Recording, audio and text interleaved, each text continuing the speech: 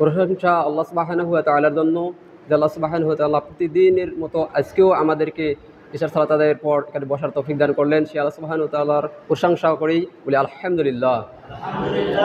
দরুদ পাঠ করি আমাদের নবী মুহাম্মদ রাসূলুল্লাহ সাল্লাল্লাহু আলাইহি ওয়াসাল্লামের পর দরুদ পাঠ করি। সংক্ষেপে বলি আল্লাহুম্মা সাল্লি আলাইহি আল্লাহুম্মা বারিক আলাইহি। আমরা যে আলোচনা করতেছি দার্সে বসার গুরুত্ব সম্পর্কে, এই দার্সে বসার গুরুত্ব সম্পর্কে আলোচনা আপনাদেরকে কেমন লাগতেছে? মানে আপনারা কি বিরক্ত বোধ হচ্ছেন? প্রতিদিন একই বিষয়ে আলোচনা হচ্ছে। আপনারা আল্লাহর কাছে কি চান? তাহলে উত্তরটা কি হবে? কি চান আল্লাহর কাছে? জান্নাত কামনা করি। আর কি থেকে আমরা পরিত্রাণ চাই? জাহান্নাম থেকে। তো এই দার্সে বসলে আল্লাহ সুবহানাহু ওয়া তাআলা এইসব প্রশ্ন করেন ফেরেশতাদেরকে। এই সম্পর্কে একটা হাদিস এসেছে, মিশকাতুল মাসাবি হাদিস নাম্বার 2267 নম্বর হাদিস বর্ণনা করেছেন আবু হুরায়রা রাদিয়াল্লাহু আনহু। তিনি বলতেছেন, রাসূল সাল্লাল্লাহু আলাইহি ওয়াসাল্লাম বলেছেন, ইন্না লিল্লাহি মালাইকাতান ইয়াতুফুনা ফিত তুরুকি ইয়ালতামিসুনা আহলায যিকরি। আল্লাহ সুবহানাহু ওয়া তাআলার একদম অতিরিক্ত ফেরেশতা রয়েছে, ভ্রাম্যমাণ ফেরেশতা, তারা রাস্তায় রাস্তায় খুঁজে বেড়ায় কোথায় আল্লাহ তাআলার জিকিরের মজলিস রয়েছে, কোথায় কোরআন হাদিসের জিকির বসছে, কোথায় কোরআন হাদিসের শিক্ষার কোনো একটা বৈঠক বসছে। ফাইজা ওয়াজাদু কওমান ইয়াজকুরুনাল্লাহ তানাদাউ, যখন তারা কোনো একটা জিকিরের মজলিস পেয়ে যায়, কোনো একটা জাতিকে পেয়ে যায়, তখন তারা ফেরেশতাদেরকে ডেকে বলে, হালুমু ইলা হাজাতিকুম, কোথায় তোমরা আসো, তোমাদের কামনার বস্তু এই যে এখানে এখানে যে গোল হয়ে বসেছে, এখানে কোরআন হাদিস শিখতেছে।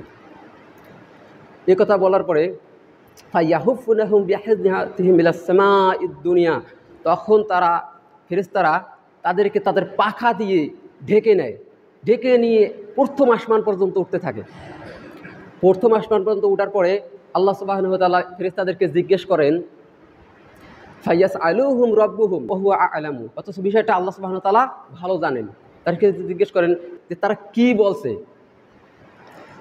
তখন ফেরেশতারা তাদেরকে আল্লাহ সুবহানাহু ওয়া তাআলাকে উত্তর দেন যে তারা বলতেছে, ইউসাব্বিহুনাকা ওয়া ইউকাব্বিরুনাকা ওয়া ইউমাজ্জিদুনাকা ওয়া ইউহাম্মিদুনাকা, তারা আপনার পবিত্রতা বর্ণনা করতেছে, তারা আপনার গুণ কীর্তন করতেছে, তারা আপনার শ্রেষ্ঠত্ব বর্ণনা করতেছে, তারা আপনার প্রশংসা করতেছে।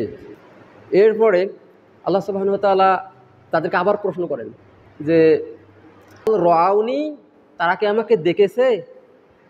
আল্লাহ তাআলা ফেরেশতাদেরকে জিজ্ঞেস করেন যে তারা কি আমাকে দেখেছে? তখন ফেরেশতারা উত্তর দেন যে লা ওয়াল্লাহি মা রাউকা, আল্লাহর কসম তারা কখনো আপনাকে দেখে নাই। এরপরে আল্লাহ তাআলা আবার ফেরেশতাদেরকে জিজ্ঞেস করেন যে কাইফা লাউ রাউনি, কেমন হতো তারা যদি আমাকে দেখতে পেত?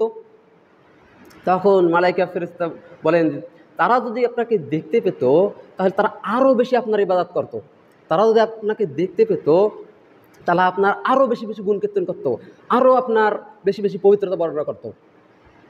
এভাবে ফেরেশতাদের সঙ্গে কথা চলতে থাকে। আবার ফেরেশতাদেরকে জিজ্ঞেস করেন তারা আমার কাছে কী চায়?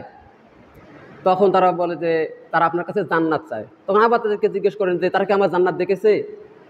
তো তারা জান্নাত আমার দেখতো তাহলে কেমন হতো, এসব প্রশ্ন করে। তারপর আল্লাহ তাআলা আবার জিজ্ঞেস করে যে তারা আর আমার কাছে কী থেকে পরিত্রাণ চায়? তখন ফেরেশতারা উত্তর দেন যে তারা আপনার জাহান্নাম থেকে পরিত্রাণ চায়। তখন আল্লাহ তাআলা আবার তাদেরকে বলেন যে তারা কি আমার জাহান্নাম দেখেছে? যদি আমার জাহান্নাম দেখতো তাহলে কেমন হতো বলো তো? তখন আল্লাহ তাআলা বলেন যে যদি আপনার জাহান্নাম দেখতো তাহলে তারা ভয়ে পালিয়ে যেত এবং ভয়ে ভীতু হয়ে থাকতো। তো এরপরে ফেরেশতারা আবার বলেন যে ইস্তাগফিরুনাকা, তারা আপনার কাছে ক্ষমা প্রার্থনা করে।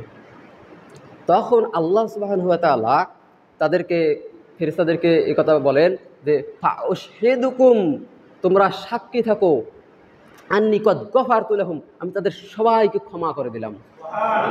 যারা এরকম মজলিসে বসে তাদেরকে আল্লাহ সুবহানাহু ওয়া তাআলা ফেরেশতাদেরকে বলেন যে তোমরা সাক্ষী থাকো, আমি তাদেরকে ক্ষমা করে দিলাম।